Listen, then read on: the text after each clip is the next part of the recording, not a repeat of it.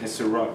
Sirach. You know, because you know, here it is. The so-called white man has been doing wrong to our nation for a long time, but not we got to be the ones that fucking apologize. Go ahead. Sirach 13:8. Beware that thou be not deceived and brought down in thy jollity. You know, in your happiness.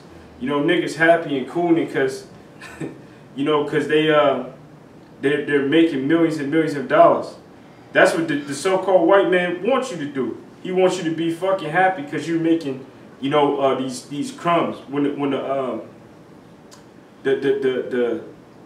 those dollars ain't shit anyway. It's worthless. You know, because people like these football players, once the economy collapses, they're gonna be on the same level as every other man. Cause they ain't got no money. Go ahead. If thou be invited of read the top part again. Beware that thou be not deceived and brought down in thy jollity. If thou be invited. Start at 3, Salakia. Sirach 3:3. The rich man have done wrong, and yet he threateneth with all. The poor is wrong, and he must entreat also. Look at all of the threats of Donald Trump, man, and all of the shit that he's saying about these NFL players for taking a knee, man, and bowing down for the injustice against their people. The so-called white man has done wrong, but threateneth, you know, all of these killings of all of these unarmed, you know, Negroes, you know, all of the different things that happen to our people in this place, and the so-called white people that do it get acquitted, and yet we must apologize because the word entreat means to beg or to ask earnestly. So we must entreat, you know, for all of this shit that we gotta apologize for you beating us upside our heads, man. We gotta apologize for you locking us up in jail for no reason. You got Negroes that serving sentences in jails, and they've been there for 70 years for crimes they didn't even commit, man. And you leave him in there because he's worth more to you in jail than he is out on the street.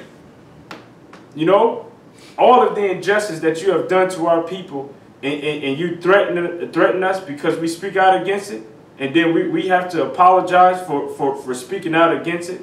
We're wrong now. Now we're racist. You're trying to reverse or trying to shift it and put the blame on us like we're the problem and the cause for all of the shit that's going on, man.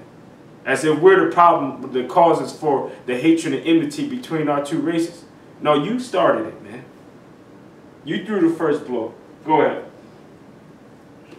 Verse 4, if thou be for his prophet, he will use thee, but if thou be for his prophet, he will use thee. So all of these NFL players was for their prophets.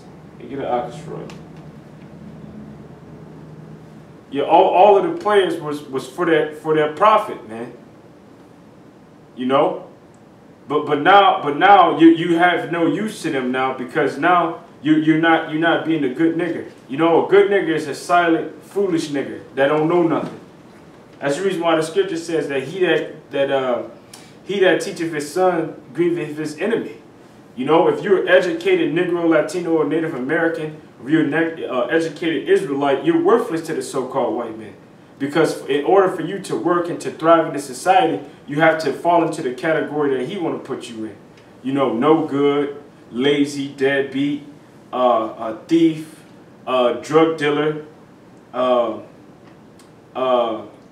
uneducated, high school dropout, you know, coon, you know, civilized, whatever category he wants you to put you in. You know, once you step outside that box, and once you step up and be a man, once you step up and be an Israelite, or once you step up for your people and the injustice that's happening to them, then you're no good. You're not to his prophet anymore. Go ahead. If thou be for his prophet, he will use thee, But if thou have nothing, he will forsake thee. He read the Proverbs 23:2. If thou have anything, he will leave thee. He will live with thee. Yea, he will make thee bear. And it's all they don't really care about you, man. It's just the fact that you're making the money. Like that movie, The Blind Side. The only reason why they let that nigga in their house was because they was planning to turn him into a magnificent NFL player. If he was just some old regular ass nigga, and they didn't see nothing of any value in front of him, that nigga would have been out there struggling till he died. Thank you. Okay. Well said. You know.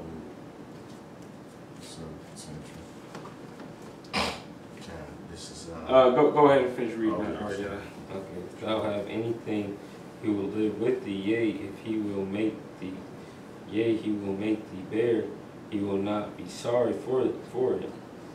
And then that's that one dude. Another example, the manager of what's the niggas NWA, that Amalekite. He made as much money as he could off of him. Because you let the Jew break up our crew. He got good, nice and fat off of him. Then he dipped out and he left them in shambles.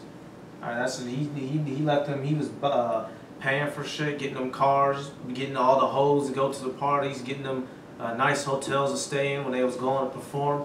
But at the end of the day, he used them to get all his money. Then he dipped out. All right, that's how Esau treats us. We're just commodities to him. Yeah, that's Esau, because Esau, he watches us, you know what I'm saying? He already know who we are in general, but if he see potential in something where he can make some money off of you, he's gonna act upon that. You know, everything he does is calculated. You know what I'm saying? It's just not because he's showing love or he really care or whatnot, like the example that I just brought out with the blind side. You know what I'm saying? Michael Moore. You know, was it Baltimore Ravens? Was that the team he played for? God, that's one of the teams that that's one of the teams that took the knee. Oh. I think the whole team took a knee. Oh, they some old well, not the whole team. Maybe it was more than one that took it. And then with the Pittsburgh Steelers, the whole team except one person stayed in the locker room. Who? That Edomite. Yeah. It was an Edomite. Yeah, but he was a Marine veteran or something like that, you know? Yeah, right, like he got excuse.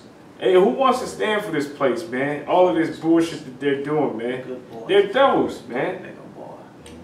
Hey, take it down to 8, Arya. Okay. You want me to jump there? No, just read down to 8. Okay. If he have need of thee, he will deceive thee and smile upon thee and put thee in hope. He will speak thee fair and say, what wantest thou? And he will shame thee by He will shame me. He will shame thee by his meat. He was shaming by his meats. You know, because he's just giving you shit to do what? To put you in a trap, man. That's all that the so-called white man do. That's the reason why you got all of this talent. You're the whole reason that the NFL is what it is, man. You know, not because of him. These old ass white coaches ain't going out there and playing on the field, man. All they're doing, all they is just the owners of the team. But really, you're the talent, man. So guess what? He's gonna shame you with his meats by way of putting you in a contract and bowing you to a contract, so you have no choice but to work for him.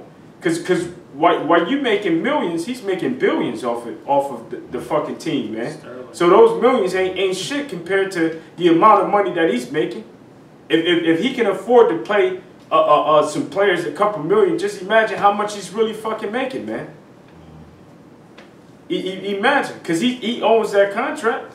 So guess what? He shamed you by your meats, you know, by his meats.